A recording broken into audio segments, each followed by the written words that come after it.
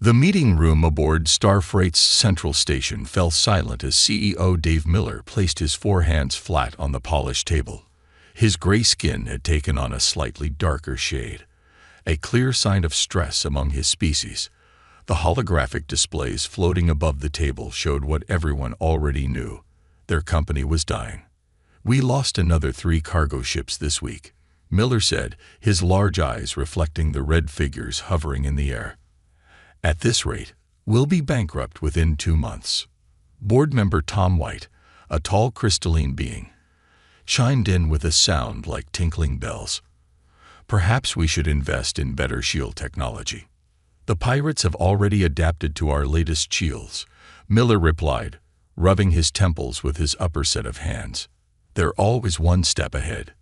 The room erupted in a chorus of suggestions, each one more expensive and less practical than the last. Miller waited until the noise died down before dropping his bombshell. "I found a solution," he said quietly. "I've hired humans." The silence that followed was different from before. This was the kind of silence that falls when someone suggests setting themselves on fire to stay warm. Board member Green, a blob-like creature, actually lost her shape for a moment before pulling herself together. "Humans?" she bubbled in horror. "Those violence-prone primates from that death world Earth. Have you lost your mind?" Miller stood up, using all 4 arms to gesture at the financial projections. "Look at these numbers. We've tried everything else. Better shields. Bypassed. Armed escorts. Outgunned. Bribery. They took the money and the cargo. But humans," White's crystalline form shimmered with distress. They're insane. Did you know they invented something called extreme sports where they jump off perfectly good buildings for fun?" "Exactly." Miller's eyes brightened. "They're unpredictable. That's what we need." Green oozed forward slightly. "I heard they drink poison for entertainment. They call it alcohol and willingly consume it until they can't walk straight. And they eat spicy food," White added, his crystal structure clicking nervously. "They deliberately cause themselves pain while eating. For pleasure." Miller let them vent their concerns. He'd researched humans extensively before making this decision. Yes, they were strange. Yes, they did seemingly insane things. But they were also incredibly effective at survival and adaptation. "I've hired a security team of 5 humans," he announced. "They're arriving tomorrow." The boardroom exploded again. Green started stress dividing, a common reaction among her species, while White's crystalline form began chiming in distress. "The crew will riot," someone shouted. "Our insurance rates will triple," yelled another. Miller raised all 4 arms for silence. "Our choice is simple. We either try something crazy, or we watch our company die. The pirates have figured out every logical move we make. Maybe it's time to try something illogical. But what if the humans go berserk?" Green asked, her multiple bodies slowly merging back into one. "I heard they can lift 3 times their body weight when they're angry." "That's exactly why we need them," Miller said firmly. "The pirates have gotten comfortable. They know all our moves. But humans?" He smiled. "Humans are anything but predictable." White's crystal structure vibrated with concern. "When will the board get to meet these humans?" "Tomorrow at 900 hours, Miller replied. "They're already on their way." "And before anyone asks, yes, I've made sure they understand our safety protocols. Though," he paused, remembering his video call with their leader, "they did ask some rather unusual questions about our cargo container release mechanisms." The meeting ended with nervous murmuring and worried glances. As Miller watched his board members leave, he wondered if he'd made the right decision.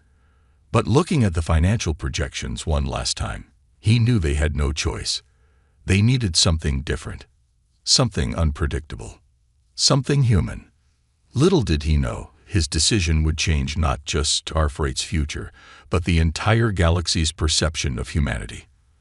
The next day would mark the beginning of a legend, though whether it would be a success story or a cautionary tale remained to be seen. The docking bay of Starfreight's Central Station was unusually crowded that morning.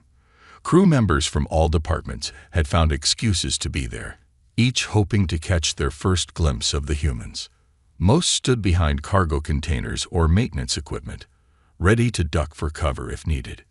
CEO Miller waited at the front, trying to project confidence despite his nervousness. The incoming ship was just completing its docking procedures, and he could feel the tension in the air. The airlock cycled with a soft hiss. Everyone held their breath. The first human who stepped out wasn't the terrifying warrior they expected. Captain Jack Stone was average height for a human, wearing a simple black uniform with a small earth patch on the shoulder. He had a friendly smile on his face and carried what appeared to be a cardboard box. "Morning, everyone," he called out cheerfully.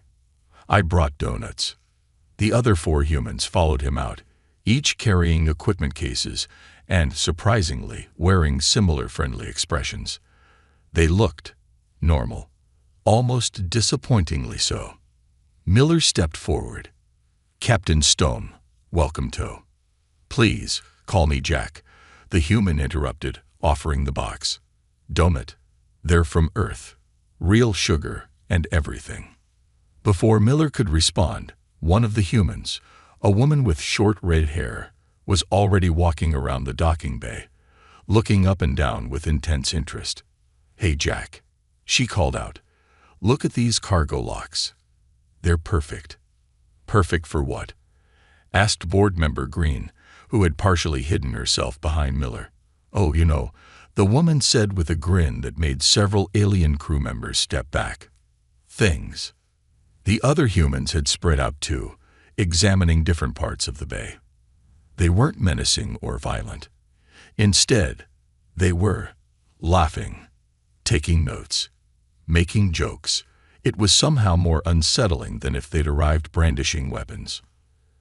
"Your cargo routing system is fascinating," one of the humans said, studying the terminal. "Very logical, very predictable. We'll need to fix that." Miller's upper hands fidgeted. "Fix it? But it's working perfectly." "Exactly," all 5 humans said at once, then burst out laughing. During the security briefing that followed, the aliens watched in confusion as the humans kept interrupting serious discussions about pirate attacks to ask seemingly random questions. "Do your emergency lights have a strobe setting? Can cargo containers be ejected manually? What's your policy on playing music through the ship's communication system? Are artificial gravity controls accessible from multiple locations?" Board member White's crystalline form vibrated with anxiety. "What do any of these questions have to do with security?" Jack grinned. "Everything is security if you're creative enough." The meeting reached its peak of strangeness when one human started juggling 3 pieces of security equipment, while another sketched what they called a fun surprise for pirates on a datapad. The drawing seemed to involve cargo containers, emergency lights, and something labeled party time protocol. As the day went on, the alien crew's fear of the humans slowly transformed into a different kind of worry. These weren't the mindless berserkers they'd expected. Instead, they were competent professionals who just happened to find everything amusing and saw standard equipment as toys to be repurposed. "Don't worry," Jack told Miller at day's end, patting him on the shoulder, causing Miller to flinch slightly. "We'll have this place pirate-proof in no time. Though," he paused, looking thoughtful, "we might need to requisition some glitter." "Glitter?" Miller asked, dreading the answer. "Trust me," Jack winked. "Pirates hate glitter. Everyone hates glitter. That's what makes it perfect." As Miller watched the humans head off to their quarters, still chatting and laughing about their plans, he realized that while they might not be the dangerous warriors everyone feared, they might be something far more unpredictable. Humans who were having fun solving a problem. And somehow, that seemed even more terrifying. 1 week after the humans arrived, Starfreight's Central Station looked very different. CEO Miller stood in the control room, all 4 hands clasped behind his back, watching the security feeds with a mixture of horror and fascination. "Captain Stone," he said slowly, "why are some of our cargo ships now painted with what appears to be target symbols?" Jack Stone grinned from his position at the main console. "Those are our bait ships. Pirates won't be able to resist them." "You're trying to attract pirates?" Board member Green wobbled in distress. "Of course," Jack replied cheerfully. "The best trap is the one your enemy really wants to walk into." The humans had spent the past week making changes that seemed to go against all logical security measures. They had taken perfectly good cargo ships and made them look damaged and vulnerable. They had installed what they called party lights in the cargo bays. They had even rigged the emergency broadcast system to play something they called disco music. "Watch this," said Lisa, the red-haired human, pressing a button on her control panel. On the screen, a cargo bay's artificial gravity began cycling in a wave pattern. "We can make the whole cargo bay into a bounce house with just a few gravity adjustments." "A what house?" Miller asked weakly. "And here's the best part," another human chimed in, bringing up a new display. "We've filled some of the decoy containers with glitter bombs. When the pirates try to steal them," he made an explosive gesture with his hands. Sparkly chaos. The aliens watched in stunned silence as the humans demonstrated more of their security measures. They had turned the cargo tracking system into something they called a pirate pinball machine. They had programmed the emergency lights to strobe in patterns that they claimed would make most species dizzy. They had even installed something called slip and slide protocols in certain corridors. But what about actual defense systems? Board member White asked, his crystalline form flickering with concern. "Oh, those are even better," Jack said. He pulled up another screen showing modified defense turrets. "We've loaded some of them with paintballs. Imagine trying to be a scary pirate when your ship is hot pink." Just then, the alert system began blaring. A pirate ship had been detected approaching one of Starfreight's cargo vessels, one of the bait ships the humans had prepared. "Perfect," all 5 humans said together, rushing to their stations with far too much enthusiasm.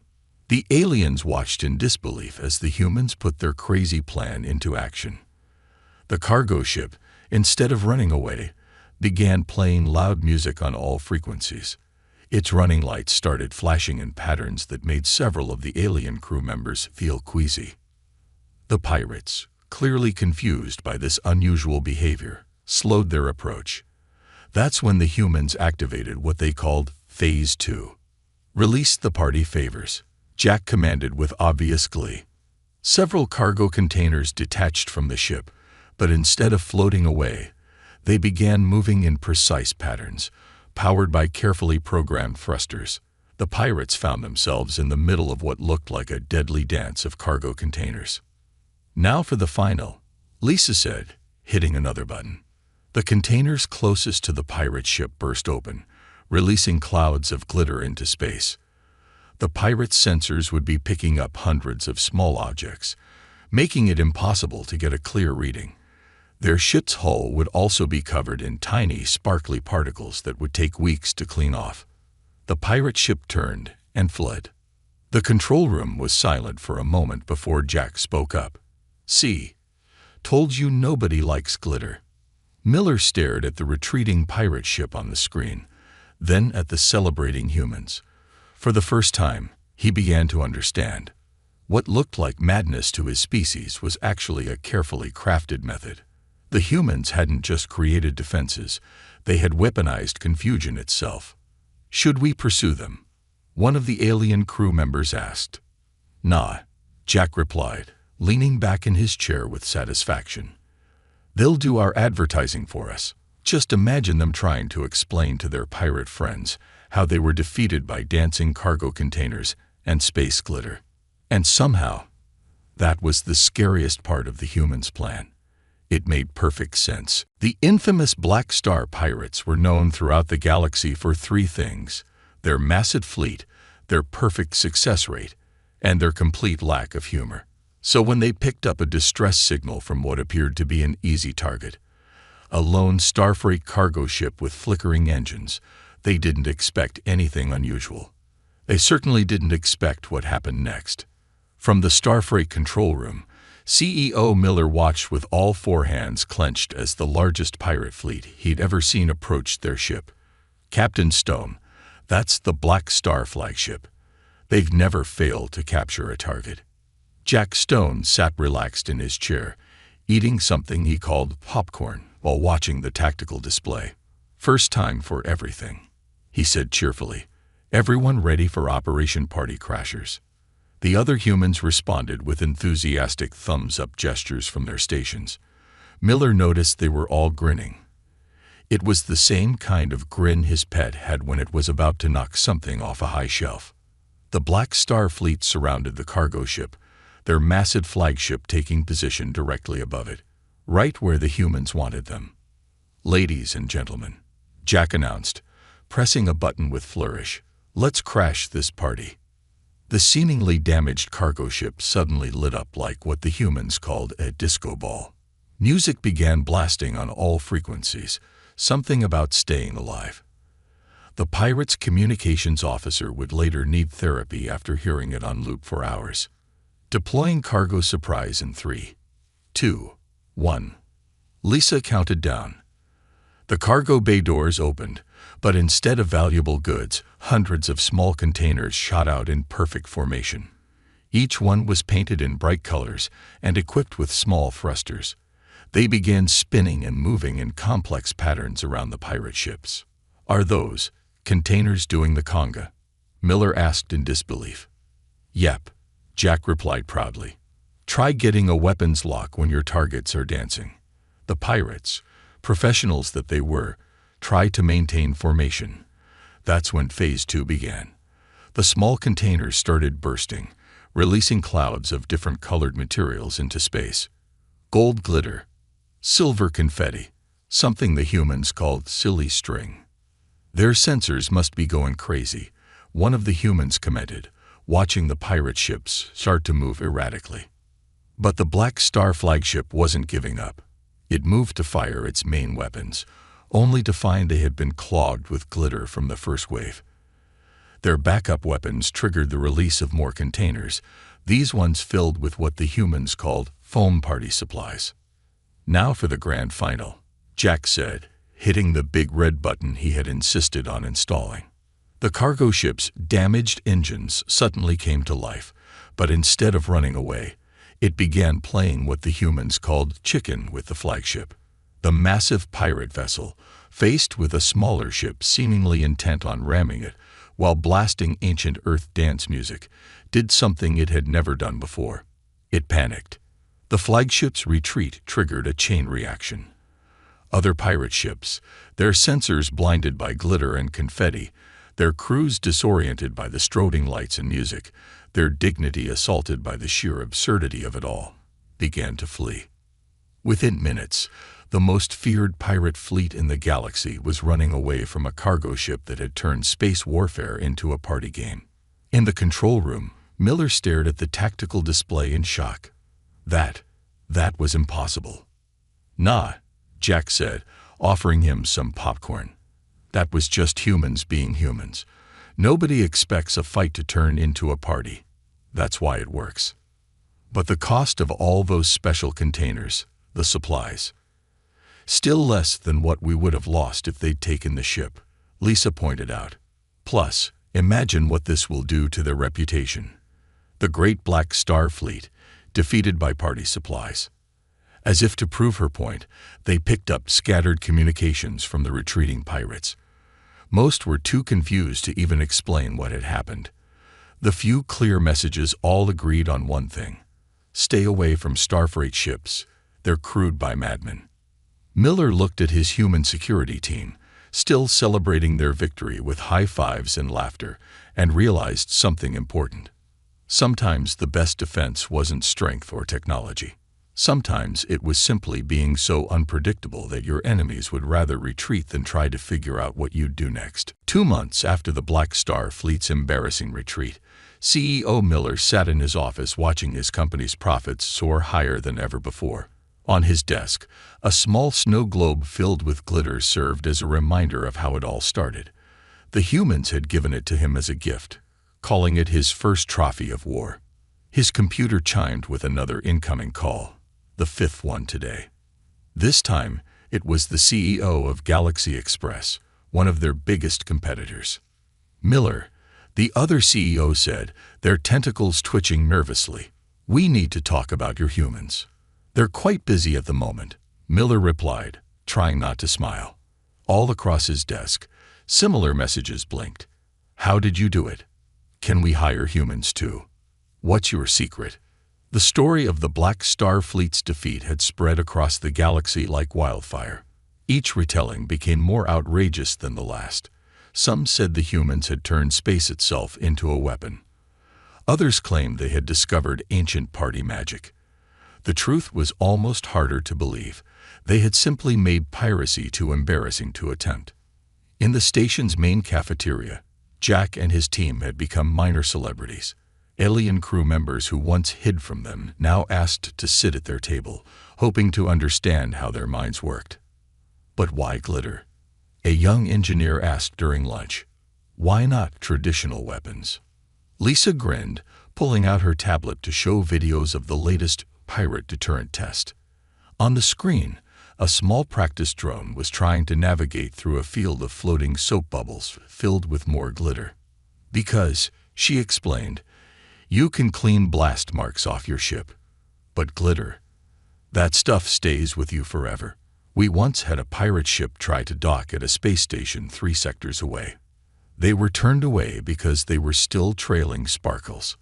The humans' methods were changing more than just Starfreight. Other companies began adopting their techniques, though never quite as successfully. One competitor tried copying the party defense strategy, but made the mistake of using boring logical patterns for their cargo container movements. "That's not how you throw a party," Jack had commented when he saw the footage. "They're treating it like a military exercise instead of a dance." Even the pirates were changing. Reports came in of smaller pirate groups completely avoiding any ship that showed signs of human influence. Some said they could spot a human-protected vessel by the way its cargo was arranged. Too messy to be normal, too organized to be random. Miller's office door chimed, and his security team walked in for their daily briefing. They had more new ideas, they said. Something about turning the ship's waste recycling system into what they called a confetti cannon. "Is it true?" Jack asked, noticing the messages on Miller's screen. "Are other companies trying to hire humans?" Miller nodded. The Galaxy Defense Force just announced they're opening a special division for human consultants. They're calling it the Unconventional Warfare Department. The humans exchanged looks of pure joy. "Did you hear that?" Lisa said, "We're officially unconventional." Speaking of unconventional, another team member added, "We've been thinking about the emergency spacesuits." Miller held up all 4 hands. "Please tell me you're not planning to add glitter to the emergency suits." "Of course not." Jack looked offended. "We were thinking more along the lines of adding dancing lights. You know, turn every evacuation into a rescue rave." As his security team enthusiastically explained their latest ideas, Miller realized that the galaxy would never be the same. The humans hadn't just saved his company. They had introduced an entirely new way of thinking about security. One where the best defense wasn't just about strength or technology, but about making your enemies question their life choices while covered in glitter. And somehow, in a galaxy full of logical species, that made perfect sense. The message arrived on all frequencies, broadcast across every shipping lane in the sector. The United Pirate Federation, the largest collection of pirate groups in known space, had finally had enough. "Starfreight," the message growled in 12 different languages. "You and your humans have mocked us for the last time. Every ship you have in space will be destroyed. Prepare for war." In Starfreight's control room, the humans were eating popcorn again. "Finally," Jack exclaimed. "I was wondering when they'd try something big. Do you know how long we've been saving our best ideas for a moment like this?" CEO Miller, who had learned to be both excited and terrified when the humans mentioned their best ideas, looked at the tactical display.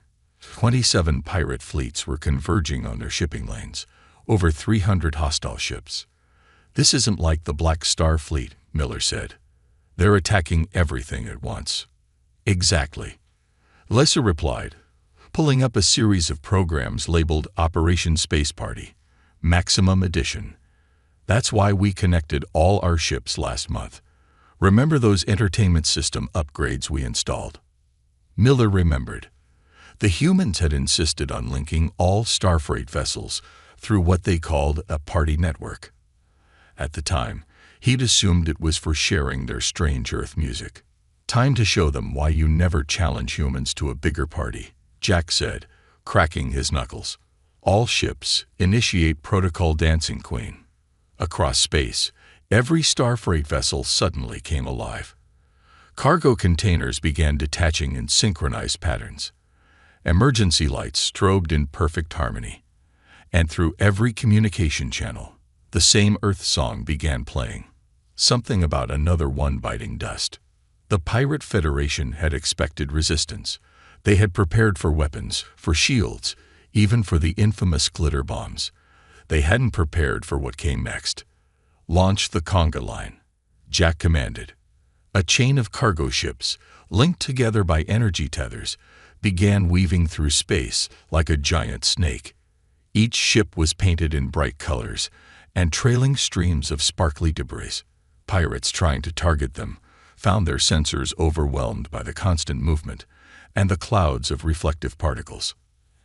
"Activate the mirror balls," Lisa shouted. Hundreds of specially modified satellites deployed from Starfreight vessels, each one covered in reflective surfaces. They began spinning, sending patterns of light dancing across space. Pirate targeting systems, designed to filter out normal space debris, went haywire trying to track the endless moving lights. "Now for my personal favorite," another human said, pressing a big purple button. "The bubble wrap bombs." Modified cargo containers burst open, releasing clouds of large, transparent spheres. Any pirate ship that hit them was rewarded with a satisfying pop and a spray of more glitter. The humans had somehow weaponized satisfaction itself. "They're trying to regroup." Miller pointed at the tactical display, where the pirate ships were attempting to form a new attack pattern. "Perfect timing for the grand final," Jack said with a grin. "All ships, execute Operation Disco Inferno." Every Starfreight vessel simultaneously activated their new party thrusters, modified engines that left trails of colorful sensor-jamming particles. The ships began moving in complex patterns that the humans called dance moves, creating a massive coordinated display that looked like a choreographed space ballet. The pirates, their formations broken, their sensors useless, their ships covered in multiple layers of glitter and bubble wrap residue, faced a choice: retreat or be drawn into what the humans were now calling the biggest rave this galaxy has ever seen. One by one, pirate ships began to flee. Some were trailing streamers, others had somehow gotten caught in chains of popped bubble wrap. All of them had at least some glitter stuck to their hulls. "Mission accomplished," Jack announced proudly. "Anyone up for an after-party?" Miller looked at the tactical display, where 300 of the most feared pirate ships in the galaxy were running away from what appeared to be a massive space disco. He realized that the humans hadn't just won a battle, they had turned warfare itself into a celebration. And that, he was learning, was what made humans truly terrifying. They didn't just win, they had fun doing it. 1 year after the Great Space Disco Battle, as it came to be known, CEO Miller stood before the Galactic Commerce Council. The massive chamber was packed with representatives from every major trading company in the galaxy. They had all come to hear how a nearly bankrupt shipping company had become the most successful transportation enterprise in known space. "The secret," Miller said, gesturing to his human security team standing proudly beside him, "was learning that sometimes the craziest solution is the right one." In the years since their victory over the United Pirate Federation, everything had changed. Piracy rates across the galaxy had dropped to their lowest levels in recorded history. No one wanted to risk attacking a ship that might turn their raid into an embarrassing party. "But how do you justify the expenses?" asked one council member, their tentacles waving in confusion. "The glitter alone must cost less than one destroyed ship," Jack interrupted with a smile. "And you can't put a price on a pirate's dignity. Trust me, once they've had to explain to their crew why their fearsome warship is trailing pink sparkles, they tend to choose different careers." The evidence was undeniable. Starfreight's success had sparked a revolution in space security. Their ships now carried the most valuable cargo in the galaxy, protected by what many called the party shield. The mere possibility that any attack would end in confusion, embarrassment, and persistent glitter. "We've even had former pirates apply for jobs," Lisa added. "Turns out some of them have a great sense of humor once they stop taking themselves so seriously." The council chamber's display showed footage from the past year: cargo ships performing synchronized space ballet, emergency evacuation drills that looked more like dance competitions, and the now famous rescue raves, where Starfreight crews would save stranded ships while blasting Earth music. "But what about professionalism?" another council member asked. "Surely this isn't a proper way to conduct business." Miller held up all four hands, showing off his new wrist accessories. "Slap bracelets, the humans call them. I used to think the same thing. But look at our results. Our cargo arrives safely, our crews are happy, and our clients get to watch pirates run away from dancing spaceships. How is that not professional?" In the audience, board member Green, now decorated with what the humans called party pins, wobbled happily. Next to her, board member White's crystalline form sparkled with actual glitter, a fashion trend he had surprisingly embraced. "The humans taught us something important," Miller continued. "They showed us that security doesn't have to be scary. That defense can be fun. That sometimes the best way to solve a problem is to turn it into a celebration." As if on cue, the chamber's lights dimmed, and music began playing. The human security team had rigged the council room's systems, with permission this time, for what they called a presentation final. The displays lit up with images of Starfreight's greatest hits: the Black Star Fleet retreating from a conga line of cargo ships, the United Pirate Federation being defeated by the galaxy's biggest space party, and countless smaller victories that had become legendary among spacers. "So yes," Miller concluded as the lights came back up, "when I hired humans, everyone thought I had lost my mind. Maybe I had. But sometimes a little madness is exactly what you need." The council chamber erupted in applause. Even the most serious members couldn't help but smile as Jack and his team took a bow, somehow managing to release a small cloud of celebratory glitter despite the chamber's strict security. As Miller watched his human security team demonstrate their latest invention, something they called a zero-gravity confetti cannon, he realized that the galaxy had fundamentally changed. The humans hadn't just saved his company, they had introduced an entirely new way of thinking. In a universe that valued logic and order, they had proven that joy, creativity, and a little bit of chaos could be the most powerful forces of all. And somewhere out in space, a former pirate ship was still trying to get the last bits of glitter off its hull.